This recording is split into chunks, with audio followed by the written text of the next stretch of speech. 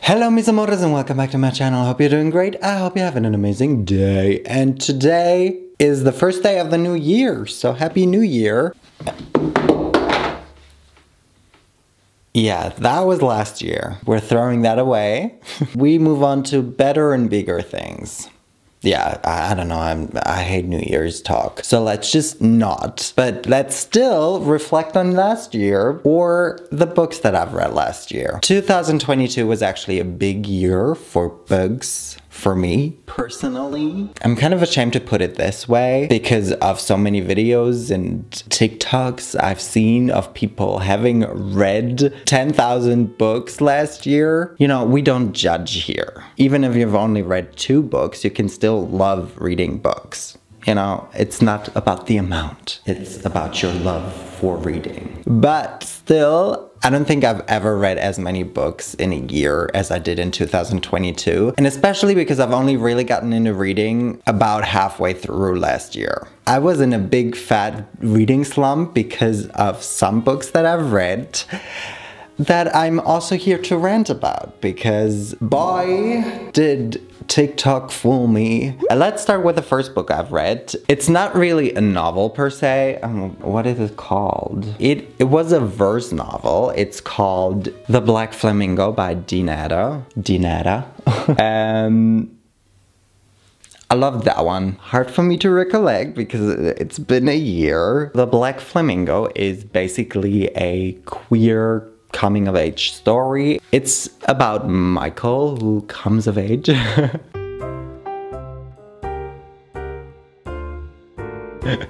No, who finds out more about himself, his identity. Michael is a gay, mixed-race teenager. He struggles with that in that he never quite felt Greek enough and also not black enough at the same time. But then also, of course, his queerness, especially after he moves out and explores that a little bit more once he goes, I think, to college. At some point, he learns about this, I think it's called the Drag Society. We get to know his drag persona called the Black Flamingo. We can have stories without a love story, but this isn't the story. We also have a little bit of romance in there. I thought it was really, really beautiful. The way it was written, the lyricism, the writing, I really, really enjoyed. I think especially if you're trying to get back into reading or into reading at all, this is a great start because it's a really, really quick read because it, again, is a verse novel. So you don't have full-on pages of writing. You still get this beautiful story and learn a lot, I think, as well. So I would definitely recommend that. I think I might just want to keep talking about that one because after this one is where my reading slump really,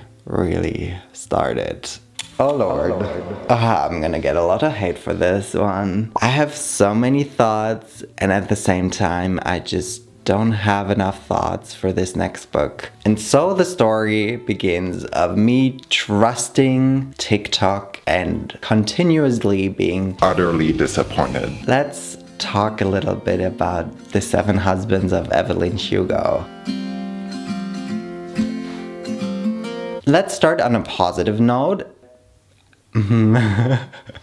How do I word this without you guys being too offended? On a good note, I think at its core, the novel by Taylor Jenkins Reid is good. I like the concept of it. It is a historical fiction novel. It tells the story of the old Hollywood star, Evelyn Hugo. We learn about her story through the last interview that she wants to give at age 79, I think, to one specific but otherwise very unknown journalist, Monique Rand. She basically tells her story of how she rose to fame and then obviously of her 7 husbands. Again, at its core, I really like this idea because we have this little bit of mystery, as in like no one knows this journalist, but Evelyn Hugo really wants this specific journalist to tell her story. I like a bit of mystery. Fun, fun, fun. And also this like era of old Hollywood. The theme is very nice. Could be interesting.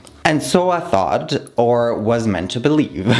The fact that I think I started reading this book in February and finished it in like late May, if not early June. Yeah, so I can't really pinpoint what it is about the writing style, but I didn't really like it. It was like too straight to the point, and I don't even like too poetic writing, but that one was just too matter-of-factly, and then it had like these traces of trying to be very poetic and like deep, and it just came across as like a caricature of other people trying to like, no, the writing style just didn't work for me. It was not just the writing style. I had a lot of issues with this book, also in terms of its plot. I can't really say this without giving spoilers. First off, I just don't like when queerness is used as a big plot twist. I think by now many people know that it is a queer love story. I just don't like how it's portrayed in this book as like this big reveal. Oh my god, she had 7 husbands, but her big love was a woman. I don't like it. I just don't like using it as a plot device of surprise, shock. No, not for me. I can still sort of get over that somehow if I was a fan of their love story, which I am absolutely not. I know we're supposed to not really like Evelyn Hugo. I actually don't care about her, but this Celia girl,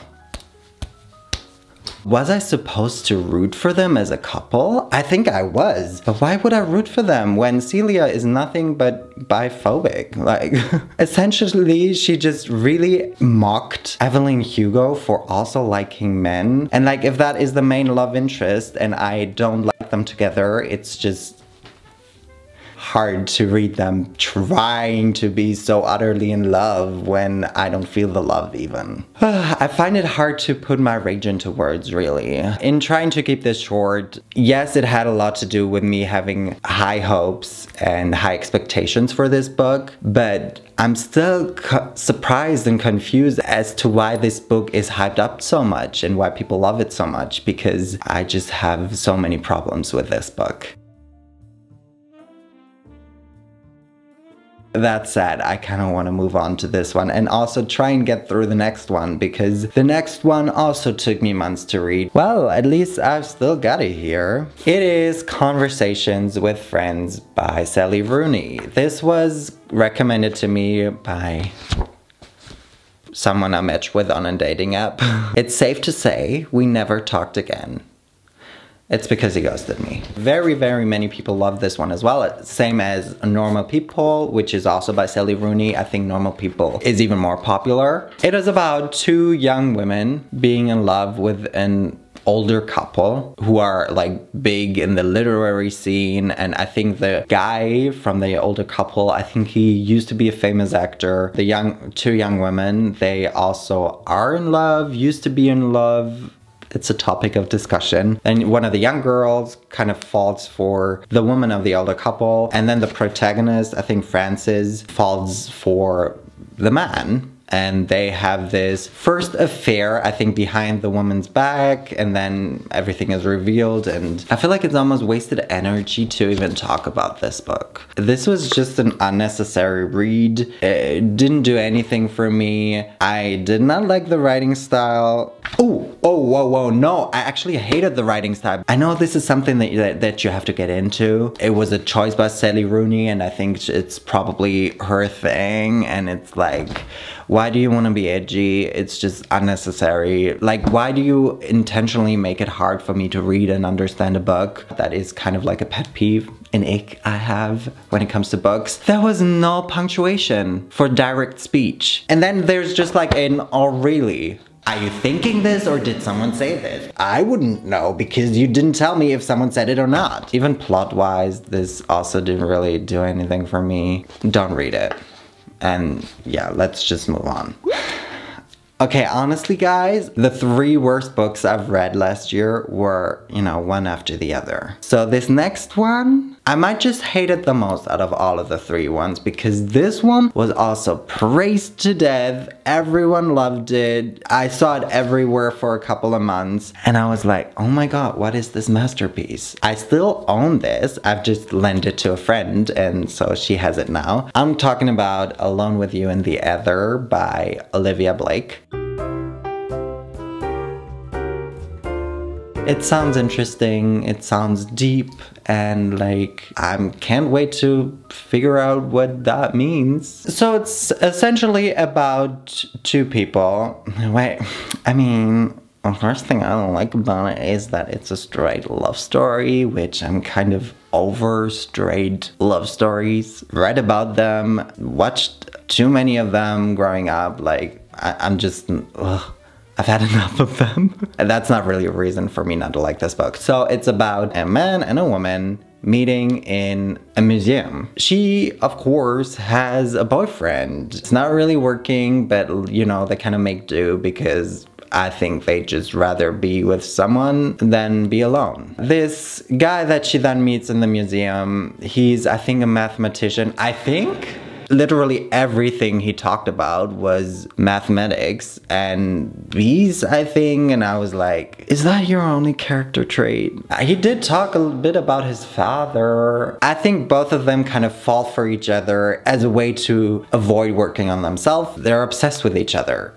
It's so unhealthy, their love. And spoiler, at some point they decide not to see each other anymore and I was actually praying for that moment. I was like, yes, good for you. You are not meant for each other. You are not good for each other. I am so happy they finally, and then of course they got back together. Spoiler end. I've never read a love story with a couple that had less chemistry. It's like the unhealthiest love ever. I will say, however, this Aldo guy, not character-wise, because I'm not into mathematics and seeing as though that's literally his only character trait, I am not him. The rest of him is basically me. His last name almost sounds exactly like my last name. His father's name is almost exactly my father's name. And then his description is me. That was literally the only thing that kept me going reading this book because this writing style definitely did not. When I talked about The Black Flamingo, I've also said that I'm not into too poetic writing. Boy oh boy. What was this? There is poetic writing that can be beautiful. I'm not a big fan of it, but I can appreciate beautifully written sentences that just sound good, still make sense. But at the same time, I can differentiate between these kind of texts and texts like Alone with You in the Ether that literally only come across as pretentious. It's one thing to write something beautiful, but like to write something beautiful just to have it sound intelligent without it making any sense, like, I will tell you guys that my favorite book that I've read last year is very poetically written and beautifully written and not as easily understandable. So I can appreciate it if it's done well. Yes. This Cindy person put my thoughts into words. The prose is pretty but tangential. Half the time it feels like it leaves off in the middle of a thought. And while I'm mentally trying to fill in the blanks, I've lost all feelings for the story and the characters. So if you're into really slow books where halfway through you have to unfortunately realize that it won't pick up its pace, then this book just might be for you. And now I need to like calm down because we can finally move on from the really bad books. If it wasn't for the next book, I probably wouldn't be reading at all anymore because I probably would have given up on books entirely. And I don't know if I were to read this one again, I would still love it as much, or if I just love it as much because it was finally the light at the end of the tunnel, or if it actually just on its own is that good. But anyway, the next book I read was I Wish You All the Best by Mason Deaver. This one is another coming of age story. It is about Ben DeBacker. When they come out as non-binary to their parents, they're kicked out of their home. and they're basically stranded and therefore having to reconnect to their sister, who they for years have not had any contact with because their sister just basically abandoned the family. Ben moves in with their estranged sister and also her husband, who Ben doesn't even know. It's essentially about their new life away from their home, coming to terms with them being non-binary, their, I think, anxiety disorder, potentially getting to know someone they really liked. I thought it was so emotional reading about Ben de Backer's life and what they went through, what they struggle with. Any book that I find out about with a non-binary protagonist, I will celebrate, especially if it is beautifully written and has a very engaging story. More of those, please, especially ones that are as great as this one. I would love to read it all over again for the first time, so I cannot recommend it enough. Okay, more on queer love. Next, I read Aristotle and Dante Discover the Secrets of the Universe. This was very cute. Of course, I came off of this high. It would be hard for any book to compare. Yeah, this one wasn't a 5-star read. It was still a great read. I liked it. I enjoyed it. Aristotle is our protagonist. He is a teenager trying to navigate life, especially with his brother in prison for reasons we do not know. He doesn't know. It's about one summer, especially, in which he tries to swim but can't swim, and then Dante, who obviously can swim, teaches him. They develop this great friendship. There are some things that I did not like about this book, which therefore did not make this a 5-star read. So this next one could have been one of my favorite books last year. It probably still is. I just had some issues with this book. I'm talking about You Made a Fool of Death with Your Beauty by Akwaeke Emezi. This is beautifully written. It is such a beautiful novel. Even more so than with I Wish You All the Best, this novel really grabbed me, lured me in, and I was in it until like halfway through the novel. And then I was kind of sort of not in it so much anymore.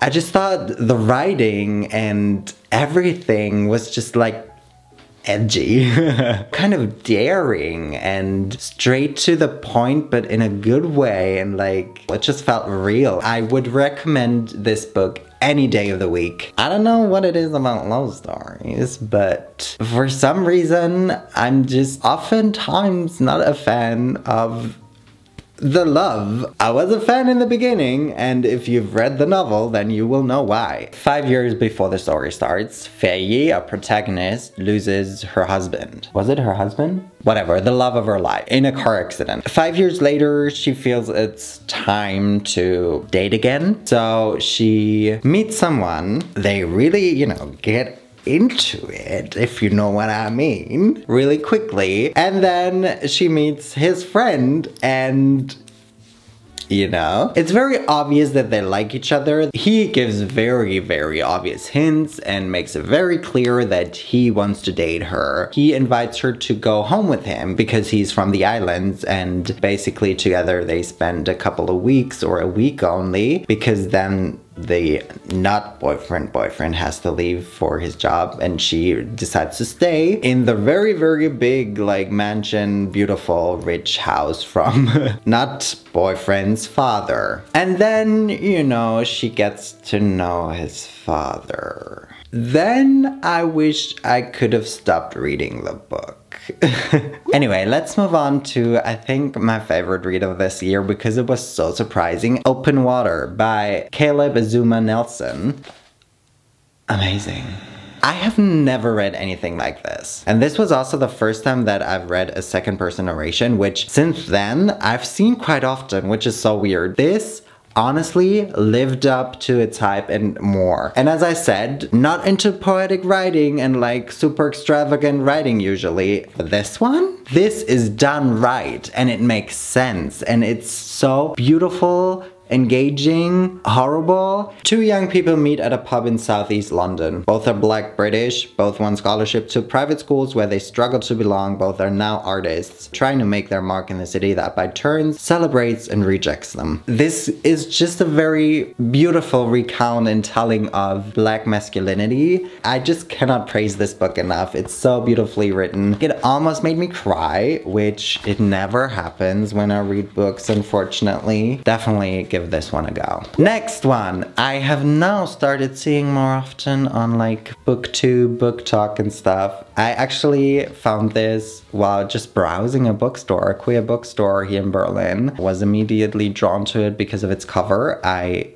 love beautiful covers. It's Night Crawling by Lila Motley. This had the potential to rip me to shreds, and it almost did. This is beautiful, horrible at the same time. We're in Oakland. We have teenage Kiara and her brother Marcus being abandoned by...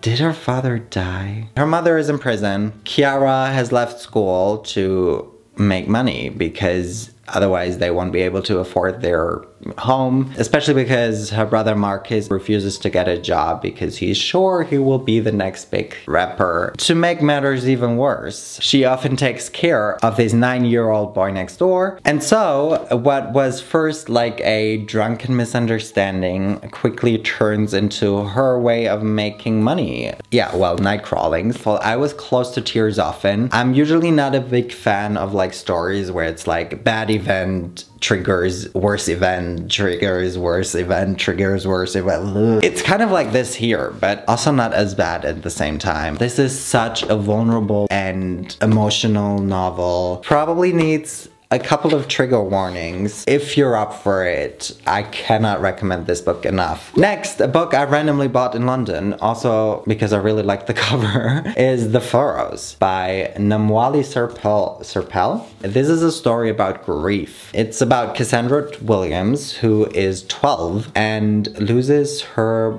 brother. Her little brother Wayne is 7. Essentially, when they're alone together, there is an accident in which Wayne was lost. And though his body is never found, their mother never stops searching for it. This novel very much centers on the question how to like grieve something that isn't there, especially if you're not sure. Like, it's never quite clear what happened because no one in this book knows what happened. This is probably one of the books I've had to think about the most. I really, really enjoyed this one. I've read one nonfiction book last year because I'm usually not a big fan of nonfiction. This one proved my point, not because it was bad, but I just don't want to read nonfiction. I tried reading it as though it was fiction, and that kind of made me get into it a little bit more. But halfway through, I was kind of like, I don't know, bored. I read my first memoir. It's Crying in H Mart by Michelle Zauner. It was nice. It was heartbreaking. I can't really say too many bad things about it. And it's also like, difficult for me to say I didn't like it that much because essentially it's like someone's life story, and so it's like, I don't like your life. 230 pages, and I feel like it could have been 100 pages. It just felt very repetitive. I think I've gotten the point like 60 pages in. Michelle Zauner as a Korean American coming to terms with the early death of her Korean mother. The role of food, and especially in the love and relationship between her and her mother, plays a huge role. It just wasn't for me. Almost at the end, I finally read The Ballads of Songbirds and Snakes by Suzanne Collins. I haven't heard too much about it. I know the film comes out next year. I'm really excited to see Viola Davis in this, especially in the roles she will be playing. I'm such a big fan of Viola Davis. This is the prequel to The Hunger Games, basically. It is about Coriolanus Snow, his rise to...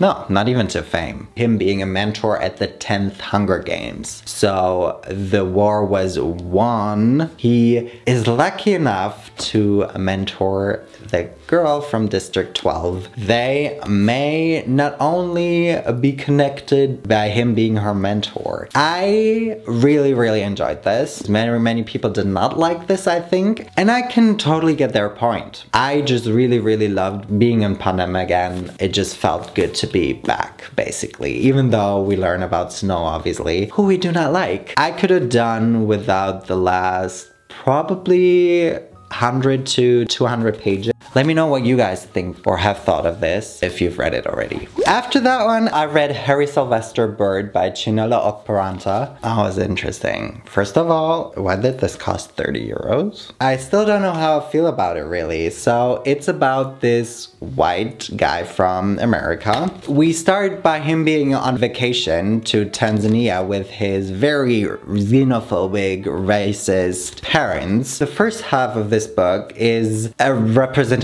of his growing resentment for his parents and portrayals of their racism. At some point, he moves out and makes his way to New York City, where he meets the young Nigerian woman, Mariam. Falls in love with her, of course. They have a very interesting dynamic. He seems very much in love with her, but he even more so seems in love with her blackness. This novel is very important. It's very current, very clearly about the rise of like Donald Trump and Republicans. This obviously is a satire and it must be read like this. Yes, of course, it's meant to like be hard to digest. I just felt like this novel wasn't really going anywhere. This humor wasn't really for me, I think. So that was the last book I finished. Currently, I'm reading You Exist Too Much. I randomly bought this one. I've also haven't heard of this before, ever. I'm only like 100 pages in. So far, I really enjoyed this. So I'm excited to see where this one goes. You will probably hear about it in next year's video, if I happen to make another one of these videos just about books I've read in 2023. Alone with You in the Ether is definitely the worst book I've read this year or last year, and the best book it was Open Water. You have heard my recommendations. I'm always open to recommendations, even though my TBR is very long already. I think after this, I will finally read 7 Days in June, which I'm excited about. And after that, Detransition Babies. So these ones are already set, but after that, I'm very open to your suggestions. I hope I didn't offend anyone, but this is just my opinion. I'm gonna go read. So thank you guys so much for watching this video. Y entonces nos vemos la próxima vez. Bye.